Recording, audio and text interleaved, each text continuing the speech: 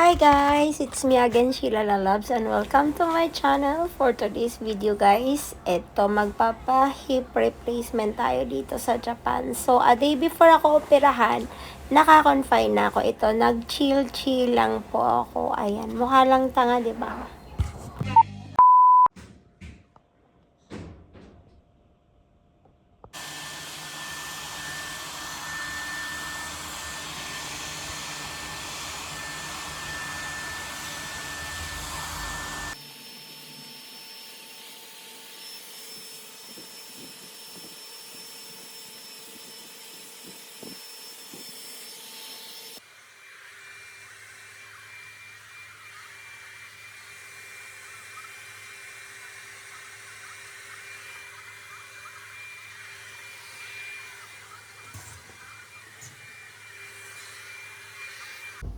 Pakita ko sa inyo mamaya pagkatapos ko ayusin guys.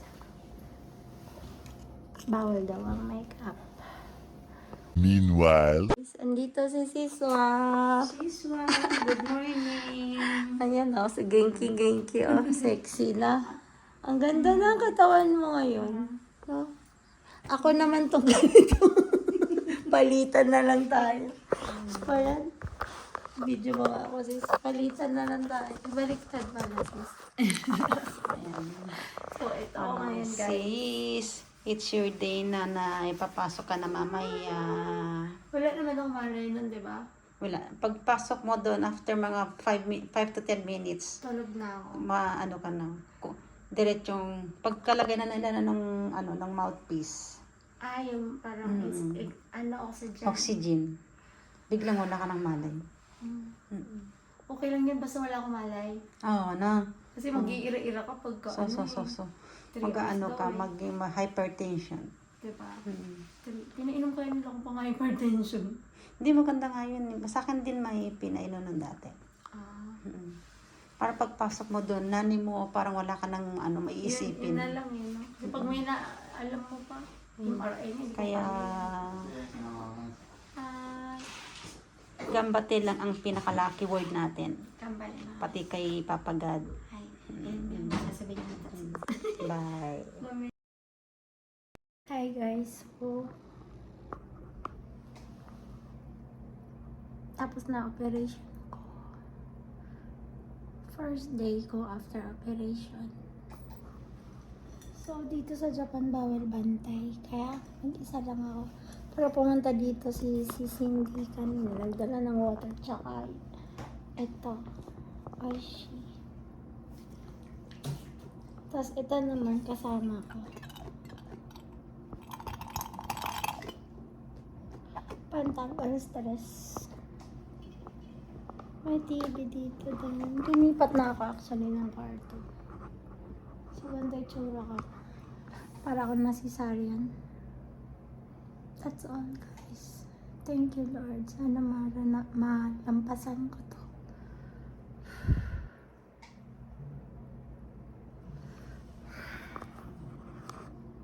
Update ko po kayo.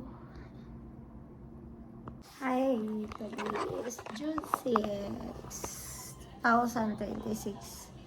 So, pang 3 days ko na dito, guys. Wala na na-operahan ako. Pang 2 days ko na ngayon.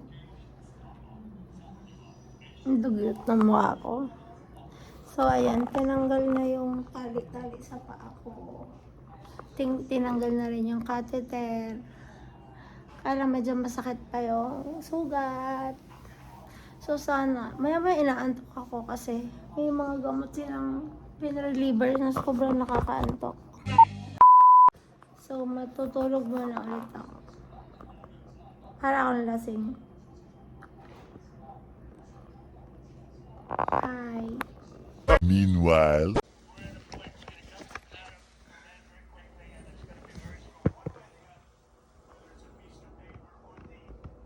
Naka-wheelchair na ako lang. Kasi nag-CR ako. Pero antok na antok ako. Hi guys! So, today is June 6, 2026. Nakapag-CR na ako at nakaupo na ako ng wheelchair. Nag-therapy ako kaninang morning tsaka kahapon. Pero kahapon hindi pa nila ako pinaupo. Pero ngayon pinaupo na ako. Tapos nakapag-CR na ako. Tapos hindi na rin ako naka-diaper. Naka-underwear na ako. Sa awa ng Diyos, hindi ako na-poop sa, sa diaper kasi bago ako inoperahan, inano nila ako. Parang nilinis mo na yung loob ko. So, nilabas talaga yung last na food doon sa loob. So, maganda pala dito kasi ganun. After 2 days, parang kailangan ko na. Pero ako pinigil kung hindi matay nung first day. Kasi parang ayokong nakakahiya naman doon sa mga nurse. Pero wala ka namang food one day. Halimbawa, inoperahan ako nung 4. Mula umaga, last water mo is 9:30 a.m. Tapos, hanggang kinabukasan pa yon. Pwede kang kaya hindi ka talaga makaka-EBS. So ngayon, sana bukas maka-EBS na ako kasi nakakapag-CR na ako. May CR naman ako doon sa likuran dyan, dito.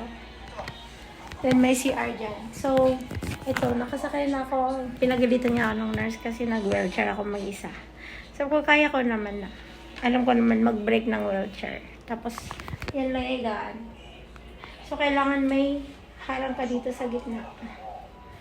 Hindi pwedeng hidikit yung mga legs mo. So, yun lang. So, for now, pang 2 days, medyo nakakakbang-hakbang na. Yung kaliwang paa mo na ginagamit ko. Yung sa kanan, medyo masakit pa. Pero hindi na ganun kasakit. Nagagalaw ko naman yung paa. Yung tahi lang banda masakit. So, that's all. Thank you, Lord. Sana, grabe lang yung sacrifices talaga yung first day. Ang sakit. Sobrang sakit. Pero sana makalimutan ko siya, no? Parang naman makalimutan ko siya agad. Yan. That's all. Update lang po.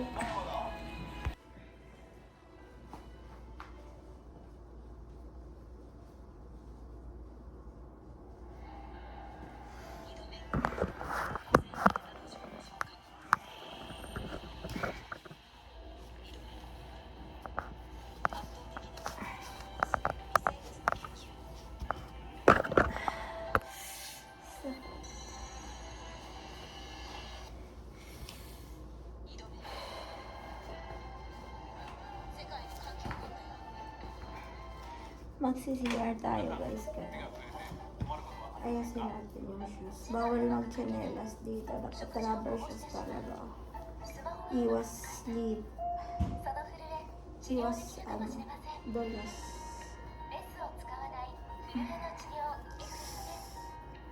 Pero dito kasi, bawal yan.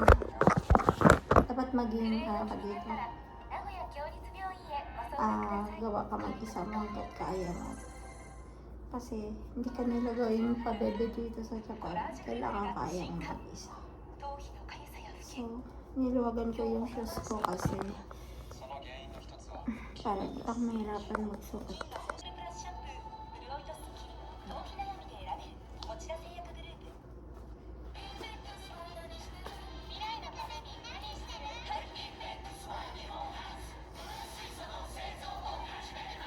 Today is Sunday, so baka mamaya pupunta sa Laglag.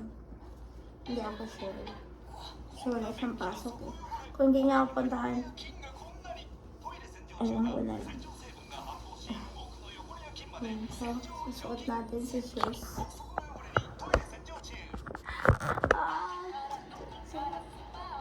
Sakit ba yung hita ko, guys, kasi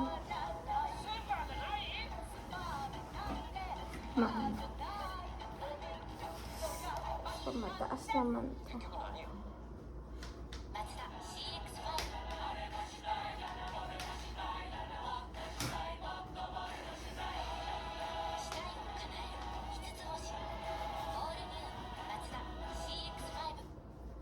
Aray.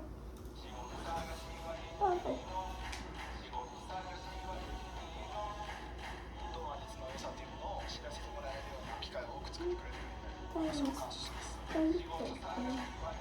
Kasi naka-medyas ako, kaya may isip pasok.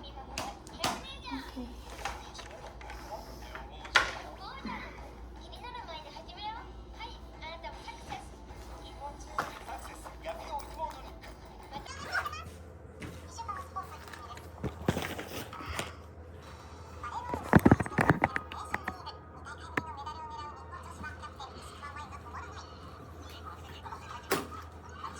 bilis.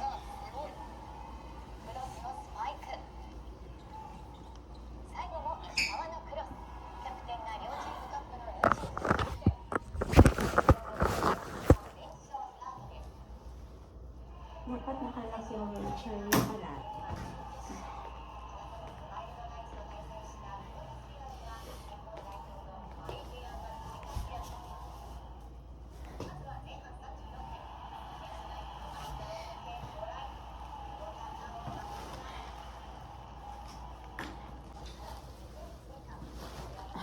Papalit tayo. Panty sheet.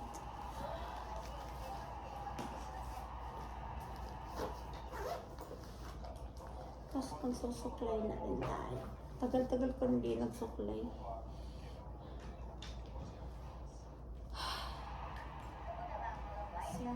So,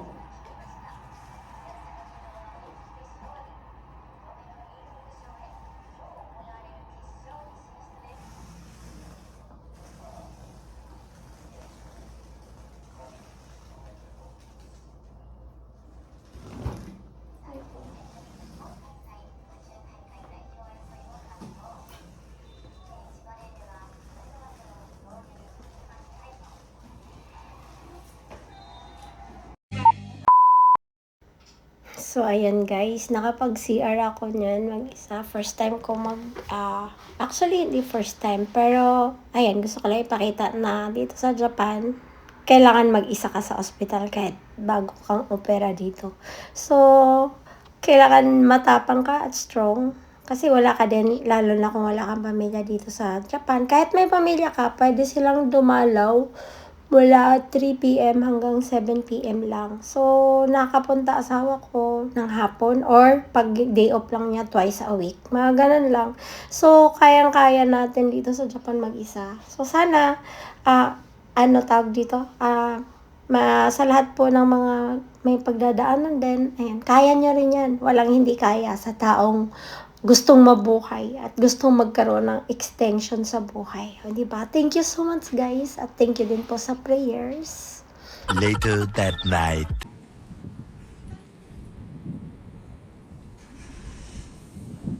Labas na siya.